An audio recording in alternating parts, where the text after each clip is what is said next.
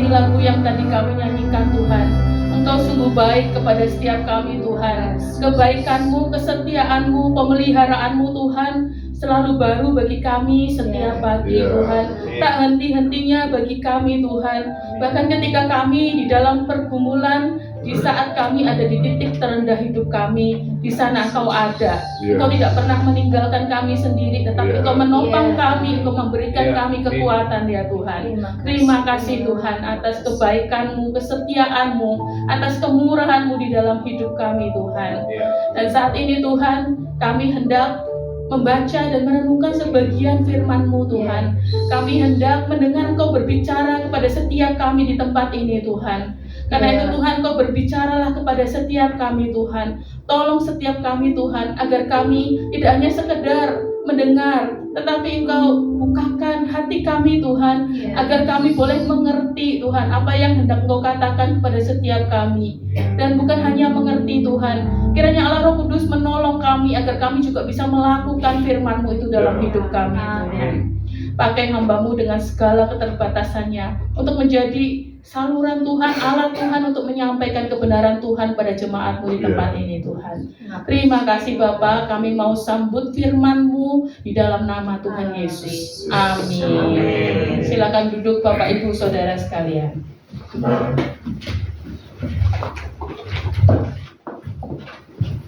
Shalom semuanya. Ya, senang sekali saya bisa kembali belajar firman bersama-sama dengan saudara-saudara di tempat ini ya. Nah, hari ini saya mau mengajak kita belajar dari kitab Habakuk. Dari Perjanjian Lama, kitab Habakuk. Cukup jarang dikhotbahkan ya, Habakuk. Ini hanya 3 pasal ya. Kalau mau mendapat pemahaman yang utuh, tentunya kita harus membaca semua pasalnya, tapi pasti nggak sempat ya. Jadi hari ini saya akan membacakan beberapa ayat. Nah, nanti sambil di khotbah ini nanti saya akan mencoba menjelaskan ya apa yang terjadi dengan Habakuk ini ya. Saya mulai dengan Habakuk pasal 1. Saya akan bacakan Habakuk pasal 1 ayat 1 sampai 4 dulu ya. Ucapan ilahi dalam penglihatan Nabi Habakuk. Berapa lama lagi Tuhan aku berteriak tetapi tidak kau dengar. Aku berseru kepadamu penindasan tetapi tidak kau tolong. Mengapa engkau memperlihatkan kepadaku kejahatan sehingga aku memandang kelaliman? Ya, aniaya dan kekerasan ada di depan mataku. Perbantahan dan pertikaian terjadi. Itulah sebabnya hukum kehilangan kekuatannya dan tidak pernah muncul keadilan. Sebab orang fasik mengepung orang benar. Itulah sebabnya keadilan muncul terbalik. Saya lompat ke ayat 12 sampai 13.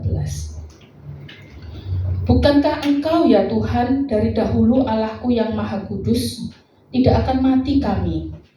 Ya Tuhan, telah kau tetapkan dia untuk menghukumkan. Ya gunung batu, telah kau tentukan dia untuk menyiksa. Matamu terlalu suci untuk melihat kejahatan, dan engkau tidak dapat memandang kelaliman. Mengapa engkau memandangi orang-orang yang berbuat khianat itu dan engkau berdiam diri apabila orang fasik menelan orang yang lebih benar dari dia?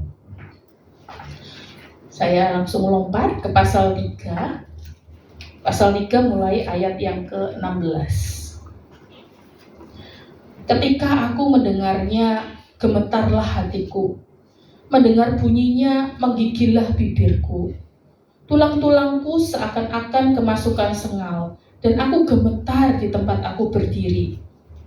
Namun, dengan tenang akan kunantikan hari kesusahan yang akan mendatangi bangsa yang bergerombolan menyerang kami. Sekalipun pohon ara tidak berbunga, pohon anggur tidak berbuah, hasil pohon zaitun mengecewakan. Sekalipun ladang-ladang tidak menghasilkan bahan makanan, kambing domba terhalau dari kurungan, dan tidak ada lembu sapi dalam kandang. Namun aku akan bersorak-sorak di dalam Tuhan, beria-ria di dalam Allah yang menyelamatkan aku. Allah Tuhanku itu kekuatanku. Ia membuat kakiku seperti kaki rusa. Ia membiarkan aku berjejak di bukit-bukitku. Sampai sedemikian pembacaan firman Tuhan kita. Bapak Ibu, ketika musim liburan tiba, saya dan suami biasanya mengajak anak kami untuk jalan-jalan ya, pergi berwisata. Nah, ketika kami dalam perjalanan pergi ke tempat wisata, anak kami Gisel ya, tiba-tiba punya hobi untuk bertanya. Nah, Bapak Ibu yang punya anak kecil ya, atau pernah punya anak kecil yang sekarang sudah besar gitu ya, kira-kira masih ingat nggak kalau di perjalanan menuju ke tempat wisata, kira-kira pertanyaan apa yang biasanya ditanyakan berulang-ulang? Kapan sampai? Apa itu gitu ya? Nah, kalau anak saya yang diulang-ulang yang kapan sampai gitu ya. Walaupun kata-katanya itu lain-lain ya, tapi intinya sama gitu ya. Nih, masih jauh nggak Ma? Oh ya masih. Tapi sebentar lagi, nggak lama udah nanya lagi gitu ya. Sudah dekat belum? Loh tadi kan dibilang masih jauh. Oh iya. Nanti sebentar lagi, 10 menit lagi udah nanya lagi gitu. Sudah dekat belum gitu? Belum. Kok lama sih Ma?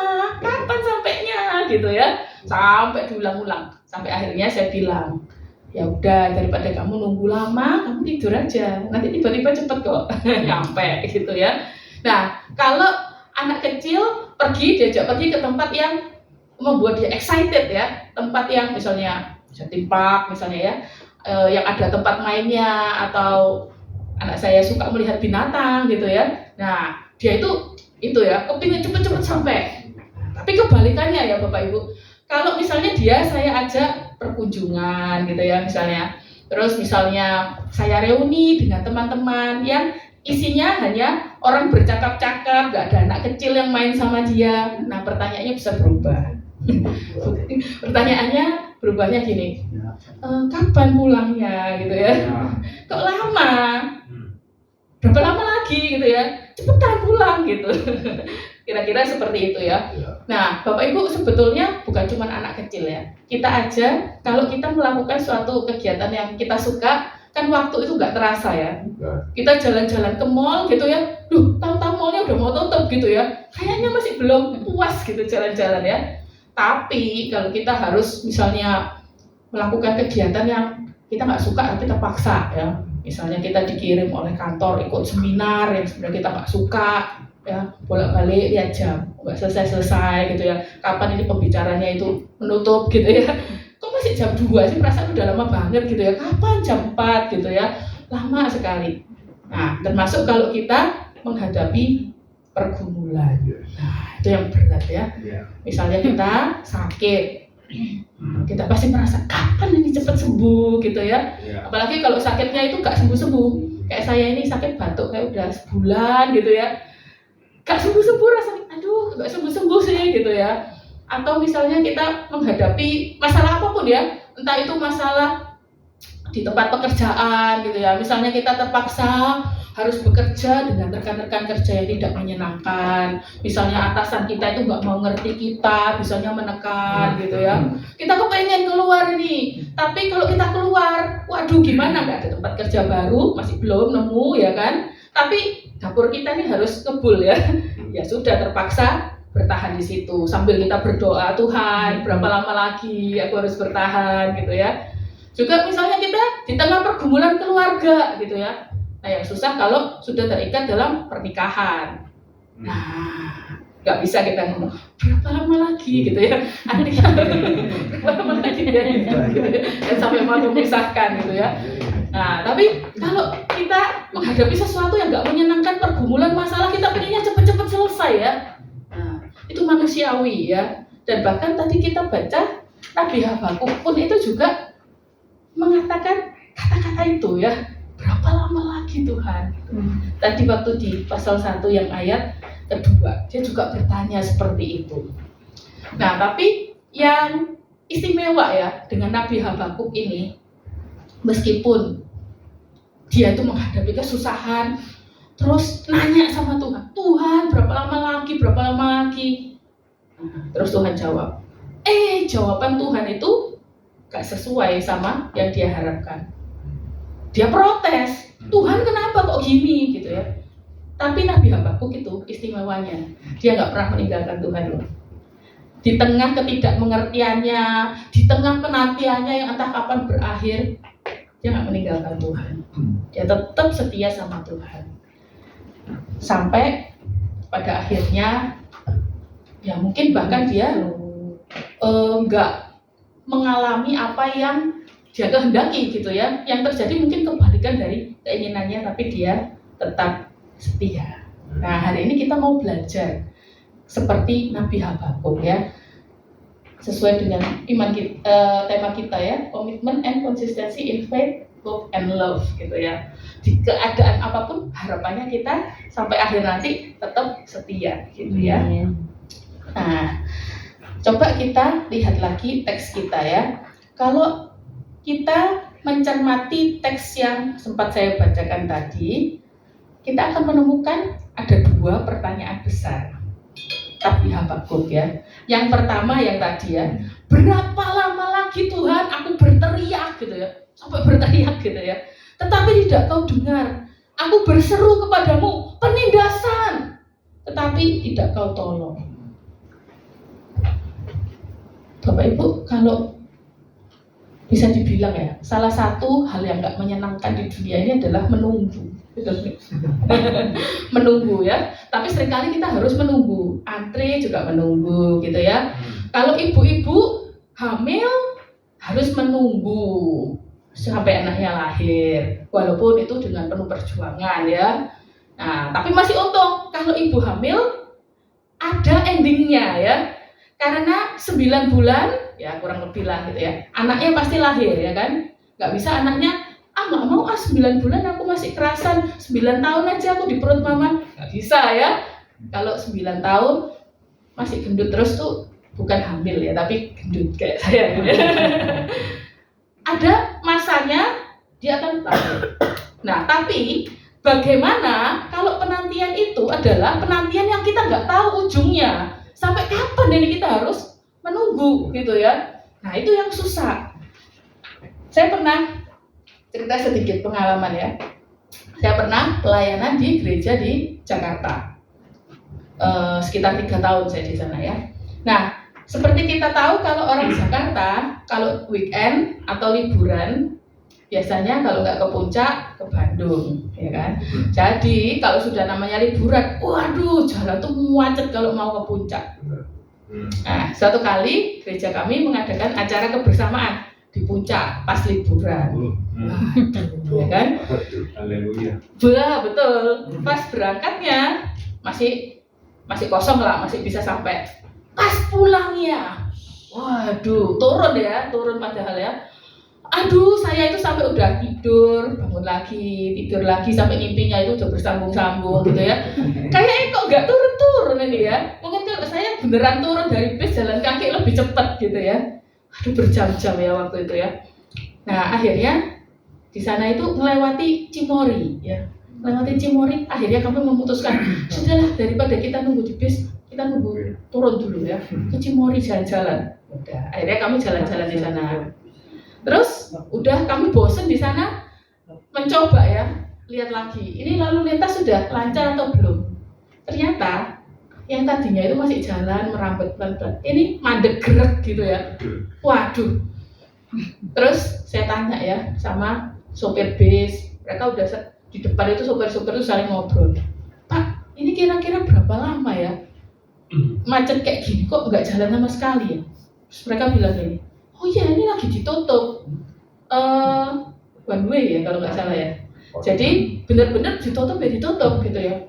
Terus kan tak tanya sampai jam berapa?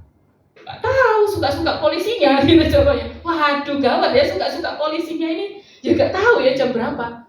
Waduh, nah yang kayak begitu itu yang susah ya, kayak penantian yang nggak jelas kapan gitu ya.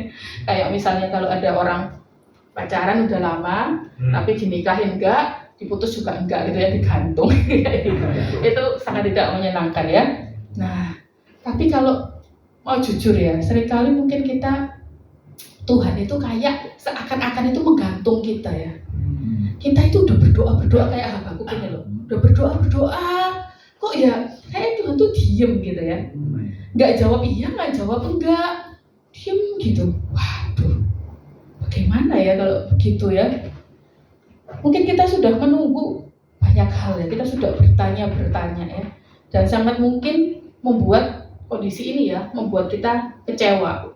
Akhirnya mempertanyakan, Tuhan itu sebenarnya ada atau enggak ya? Kok doa saya kok enggak dijawab gitu ya? Nah, di tengah segala ketidakmengertiannya, di tengah segala ketidakmengertian kita, kejengkelan kita menanti, mari kita belajar kayak Habakuk ya. Bertanya-tanya tapi enggak meninggalkan Tuhan, tetap gitu ya, tetap di dekat Tuhan. Itu yang pertama ya, pertanyaannya berapa lama? Terus pertanyaan yang kedua ya, itu ada di pasal ke-12 tadi ya. Kalau mau saya bahasakan gampangnya, Nabi Habakuk itu mau ngomong, kenapa Tuhan itu kok sepertinya nggak adil? Karena setelah sekian lama dia berdoa menunggu jawaban Tuhan nggak dijawab, akhirnya Tuhan jawab juga. Masalahnya jawabannya tidak sesuai yang dia harapkan. Nah, kalau Bapak Ibu cermati di pasal yang pertama, keluhannya Habakuk ini kan di negerinya itu terjadi ketidakadilan, penindasan, ya mungkin kurang lebih kayak yang kita alami gitu ya. Dibilang kan orang fasik mengepung orang benar, keadilan muncul terbalik gitu ya. Nah, kita bisa menyelami lah ya perasaan Habakuk gitu ya. Nah, dia itu kepinginnya kan Tuhan ini kayak menyadarkan ini orang Israel ini supaya tidak jahat lagi, kan pengennya gitu ya. Ya iya sih, dalam hal ini Tuhan memang bertindak, tetapi masalahnya Tuhan bertindaknya adalah Tuhan menghukum Israel bukan dengan orang atau apa ya, aparat penegak hukum yang benar gitu loh ya. Tuhan menghukum dengan cara lewat bangsa Kasdim atau bangsa Babel ya. Di sini tulisnya Kasdim. Mungkin kita bingung ya, apa sih, siapa sih orang Kasdim itu? Jadi orang Kasdim itu sebetulnya adalah bangsa Babel, tapi orang Kasdim ini adalah orang-orang yang cakap berperang gitu ya. Jadi kalau misalnya Babel berperang, wah yang banyak dikirim itu yang orang Kasdim ini. Bagaimana karakteristik orang Kasdim? Nah, coba kita lihat ya. Tadi belum sempat saya baca. Sekarang kita lihat di ayat 6 ya. Saya bacakan ya tentang orang Kasdim ya. Sebab sesungguhnya akulah yang membangkitkan orang Kasdim, bangsa yang garang dan tangkas itu, yang melintasi lintang bujur bumi untuk menduduki tempat kediaman yang bukan kepunyaan mereka. Bangsa itu dahsyat dan menakutkan. Keadilan dan keluhurannya berasal daripadanya sendiri. Kudanya lebih cepat daripada macan tutul dan lebih ganas daripada serigala pada waktu malam. Pasukan berkudanya datang berderap. Dari jauh mereka datang terbang seperti raja wali yang menyambar mangsa. Seluruh bangsa itu datang untuk melakukan kekerasan. Serbuan pasukan depannya seperti angin timur. Dan mereka mengumpulkan tawanan seperti banyaknya pasir ya. Jadi orang Kasdim itu orang yang pintar berperang, tapi mereka itu kejam. Sangat kejam gitu ya. Nah, dan tentunya nggak kenal Tuhan. Makanya Nabi Habakuk ini setelah mendengar jawaban Tuhan, kalau Tuhan akan menghukum orang Israel melalui orang Kasdim ini, nggak terima lagi dia ya. Kenapa Tuhan? Tuhan menghukum Israel dengan orang yang tidak lebih benar daripada Israel gitu ya. Dengan orang yang jauh lebih jahat daripada Israel. Dia nggak terima gitu ya. Nah, bagaimana jawaban Tuhan pada Habakuk? Itu ada di pasal 2 ayat 4 ya. Habakuk 2 ayat 4. Sesungguhnya orang yang membusungkan dada tidak lurus hatinya, tetapi orang benar itu akan hidup oleh percayanya. Nah, Bapak Ibu, kadang kita itu nggak bisa melihat rencana besar Tuhan. Kita nggak bisa ngerti ya. Maksud Tuhan itu apa, rancangannya Tuhan itu apa. Kenapa kok waktu kita berdoa, Tuhan jawab dengan hal yang nggak sesuai dengan keinginan kita, malah kayak di luar di luar pikiran kita gitu ya, yang nggak enak buat kita. Nah, memang ya di Nabi Yesaya ya, di Yesaya 55 ayat 8, ini ayatnya terkenal, pasti Bapak Ibu pernah dengar ya. Sebab rancanganku bukanlah rancanganmu, dan jalanmu bukanlah jalanku. Demikianlah firman Tuhan. Seperti tingginya langit dari bumi, demikianlah tingginya jalanku dari jalanmu, dan rancanganku dari rancanganmu. Nah, terus Nabi Yeremia, nabi yang lain lagi ya. Ini juga ayat hafalan biasanya ya. Yeremia 29 ayat 11. Tuhan itu berkata begini. Sebab aku ini mengetahui rancangan-rancangan apa yang ada padaku mengenai kamu. Demikianlah firman Tuhan. Yaitu rancangan damai sejahtera dan bukan rancangan kecelakaan. Untuk memberikan kepadamu hari depan yang penuh harapan. Amin ya. Amin. Memang kita nggak tahu rancangan Tuhan, nggak bisa ngerti. Tapi kita percaya Tuhan tuh nggak pernah rancangannya jelek buat kita. Tetapi hari depan yang penuh harapan. Nah, itu yang perlu kita pegang ya. Dalam ketidakmengertian kita boleh tanya sama Tuhan. Tapi kita mesti pegang ini ya. Kita nggak boleh meninggalkan Tuhan. Kita tetap pegang janji Tuhan. Kita tetap percaya melakukan tanggung jawab kita untuk bertindak benar. Bapak Ibu, iman kita itu nggak diukur dari lancar atau tidaknya kehidupan kita. Bukan berarti kalau hidup kita lancar, oh ini orang beriman gitu ya. Hidup kita banyak masalah, oh kurang iman kamu, bukan gitu ya. Orang beriman itu adalah orang yang berani hidup dengan pertanyaan, tapi nggak pernah meninggalkan Tuhan.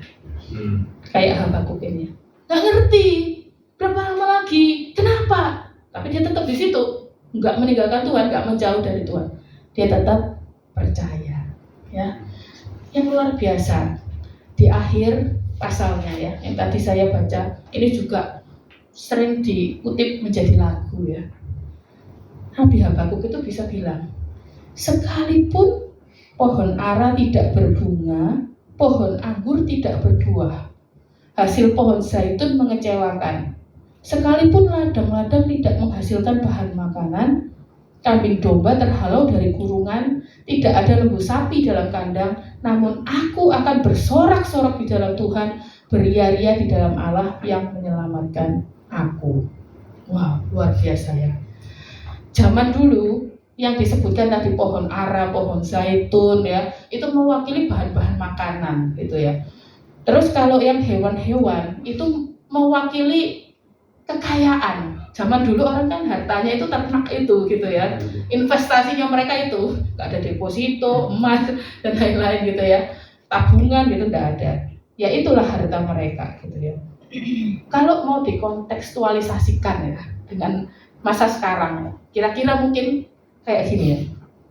Sekalipun beras langka dan harganya meroket, sekalipun harga minyak, gula, telur, daging terus naik pantang turun, sekalipun aku di PHK, uang di dompet tinggal sedikit, tabungan di bank ludes bahkan minus. Nah, namun aku akan bersorak-sorak di dalam Allah yang menyelamatkan aku.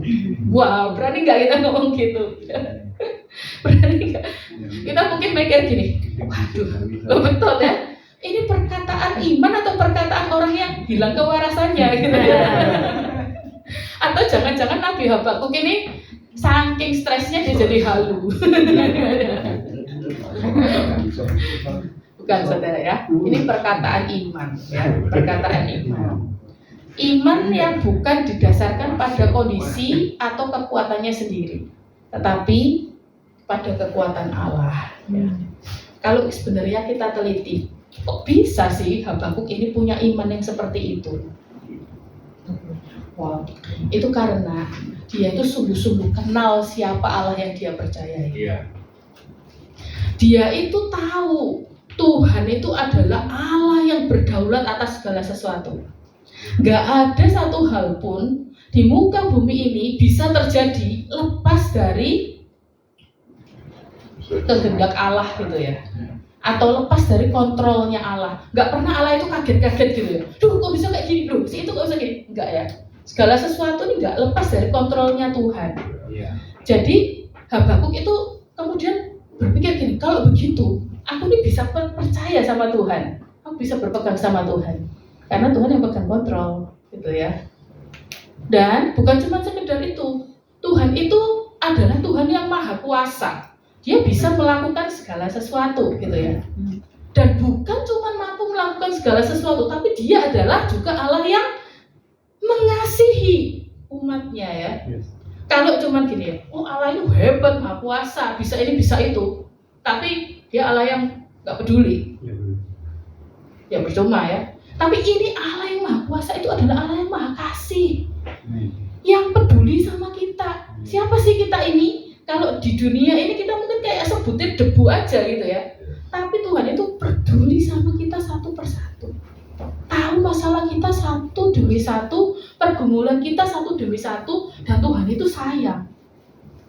Nah, luar biasa. Itu pengetahuan, pengenalan Nabi Habakuk kepada Tuhan itu yang menolong dia bisa beriman. Tapi bukan cuma sekedar pengetahuan ya, pengalaman juga.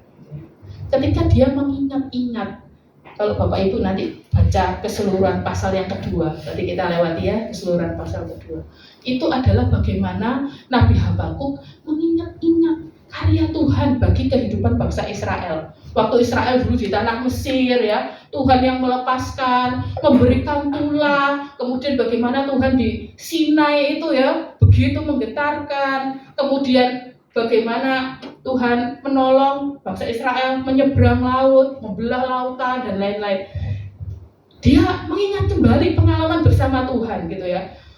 Tuhan itu bukan cuma sebatas pengetahuanku, Tuhan yang aku belajar ya, aku pelajari Tuhan itu gini, bukan. Tetapi Tuhan itu sungguh-sungguh bekerja di dalam sejarah.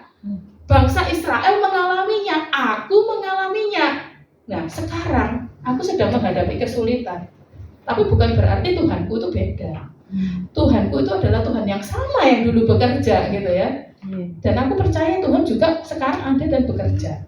Cuman aku nggak ngerti gitu ya. Itu yang dipegang sama Habakuk, sehingga dia bisa tetap beriman di tengah masa yang sukar.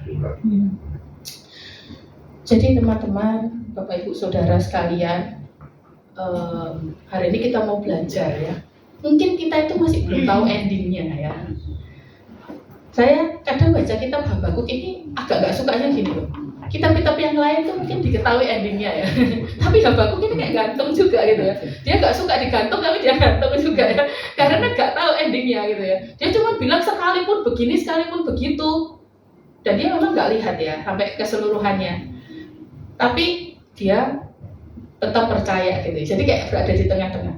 Kita juga sekarang banyak di antara kita ini kan yang memang sedang di dalam proses ya. Kita nggak bisa lihat akhirnya.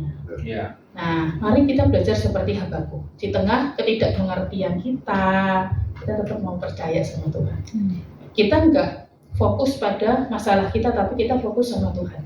Kita pakai pengenalan kita akan Tuhan juga pengalaman kita bersama dengan Tuhan ya. Untuk mengingatkan kita ketika kita mulai down, ketika kita mulai mau menjauh dari Tuhan, ingat lagi siapa Tuhan itu. Semoga kita bisa menjalani hidup kita ini sesuai dengan kehendak Tuhan ya, walaupun kita ini sedang melalui hal yang gak enak ya.